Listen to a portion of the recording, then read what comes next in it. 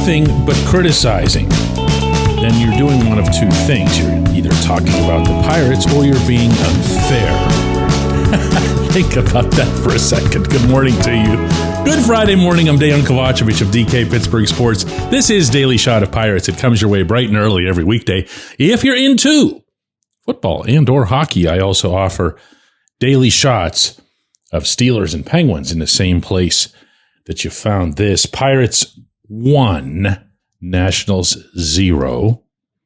Yesterday at PNC Park, the Pirates took their second series of the young season, taking 3 of 4 from a very bad Washington team in front of very, very small crowds at PNC Park. But watch how I do this.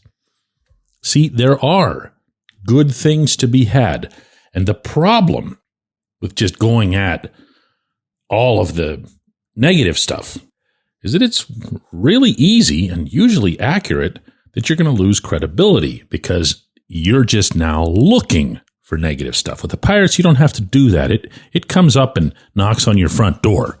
But I do have something for you today, and it's not just that O'Neal Cruz hit that ball out in the first swing of the game for him and accounted for all of the offense. It's not even just that Andrew Heaney pitched 7 1/3 scoreless innings, 5 hits, 2 walks, 4 strikeouts. It's this whole lefty thing. And I did bring this up with you from Bradenton during spring training. I thought it was interesting, and I wasn't going to go any further than that, given who it was that was implementing it, meaning Ben Cherington and his people, that they were throwing so many lefties against the figurative wall. It was an approach that seemed a little bit unusual, and I'm always in favor of the Pirates trying to do something that's different than their peers since they're in a very different spot than their peers. And they don't successfully match the Dodgers and the Yankees and other teams like that, checkmark for checkmark in any regard, including even the ones where they could. So here's Heaney. Was signed as a free agent, the last and arguably only meaningful free agent that they picked up, who's made 4 starts. And this was after a rough spring, by the way. Dude was really getting knocked around. And you tell people these games don't mean anything. They're just working on stuff. And you don't believe it until something like this happens. Heaney has a 2.13 ERA, 22 strikeouts against 8 walks. He's been just dynamite. And he did this neatly enough on the day in which he celebrated his 10th anniversary in the majors. Here's what he had to say about that. Really, really bright dude. I don't love attention, to be honest. So, the fact that everybody had to come in here and sit in here in the morning and watch video of me, me talk, listen to me talk, I'm just like, oh god, these guys just want to play a baseball game. So the fact that people are, have been so nice, and everybody here has just been so understanding of, it's a big deal, and it's big, it's a new environment, big thing for my daughters, and my wife to be here. I know that my wife, I've been with her since I've been in pro ball, since high school. So she's been holding things together for our family for a long time. And so honestly, a lot of the credit is due to her. She's the one packing up all the houses, finding apartments, all, moving the stuff. she does everything, keeping our family together, watching our, being with our girls all the time when I'm on the road and stuff. So it's a whole team effort, and so it's just so grateful. You start a big league career and you don't ever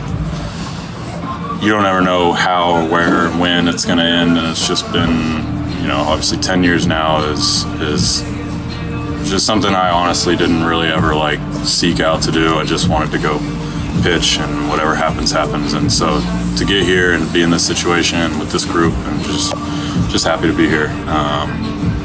You just never know where the game's going to take you, and that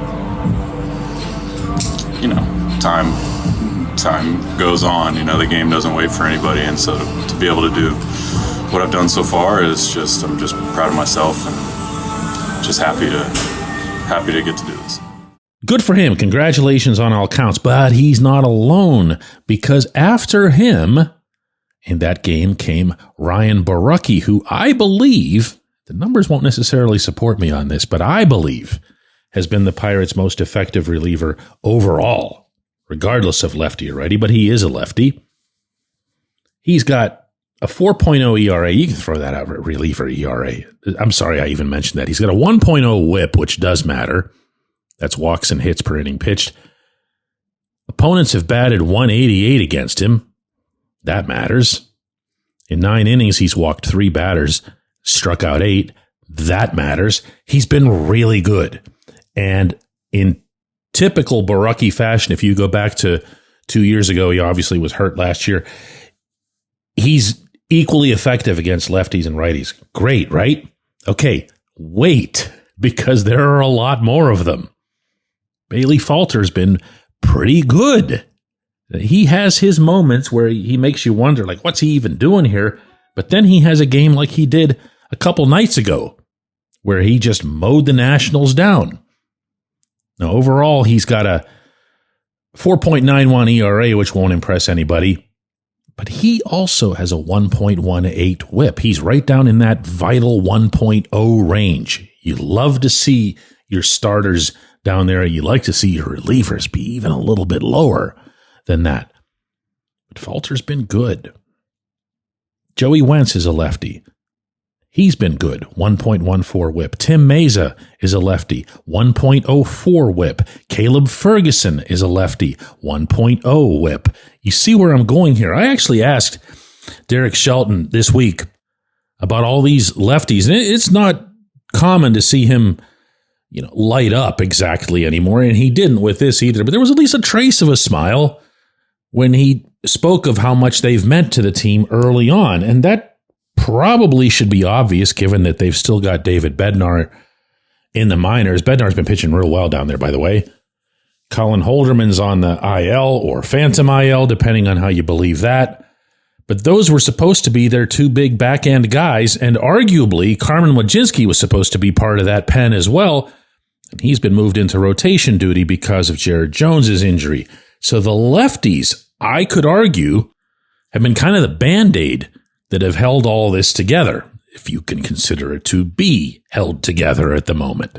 And I'm going to do that thing here and be fair and acknowledge that this was something that was concocted by management, by Cherington. They deliberately wanted to be that team that goes at you with a bunch of lefties. So far, so good. See? Easy. When we come back, J1Q. It's Gun Storage Check Week. Help prevent unwanted access to your firearms. No one wants their unsecured gun to be used in an accident, a suicide, or a crime.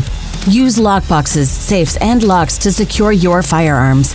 Learn more at gunstoragechek.org. That's gunstoragechek.org. Brought to you by NSSF, the Firearm Industry Trade Association.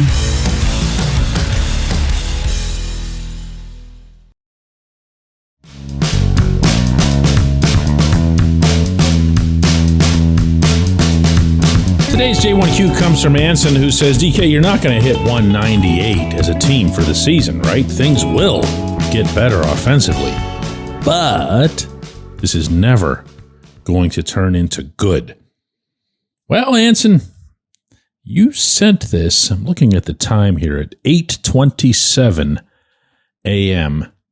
yesterday. So it was before the win over the Nationals, before Cruz's home run would account for all of the run production in a victory, before Cruz's home run would account for only 1 of 5 hits and the only one for extra bases, before the rest of the team would go 0 for 6 with runners in scoring position. And the truth is, even if you get past all the disclaimers about the Nationals having the highest ERA in all of Major League Baseball, which they do, by the way. In fact, by a margin of half a run, that's how much worse they are than everyone else in that category. You'll also notice that the other thing that didn't change is that the Pirates still didn't hit the ball with any real authority. Even in the game where they scored the 10 runs, Monday night, the big breakout, the necklaces, and all that other stuff, there were 2 extra base hits. That was it. And in fact, since I referenced the time that you sent that comment, it's posted in our comment forum on DK Pittsburgh Sports, and the Pirates played this game, you're right. The average didn't stay at 198. It's now 197. The only thing that's changed in the past week is that there's another team that's dropped below them in this category. And that's the one and only White Sox, who are now at 196. And as a little bit of a recap related to other offensive statistics, including the one that matters the most, runs, the Pirates are 23rd with 67 runs, bearing in mind 10 of those came in one game this week. Their on-base percentage of .283 is 27th out of the 30 teams. Their OPS, the all-encapsulating statistic of .585, is 28th. And the home runs, they have 13 of them now, rank 24th. It's a bad offensive team, and it's going to have its blips, meaning in a positive way, over the course of time, but it's not going to become something. It's not a slump. That's one of the phrases that I keep using about this team, but in particular the offense, again and again and again and again. It's not a slump. They're not struggling. They're not fighting something. This is what kind of offense this was supposed to be. This is what kind of offense it is. I appreciate the question. I appreciate everybody listening to Daily Shot of Pirates. We'll be back with another one of these on Monday.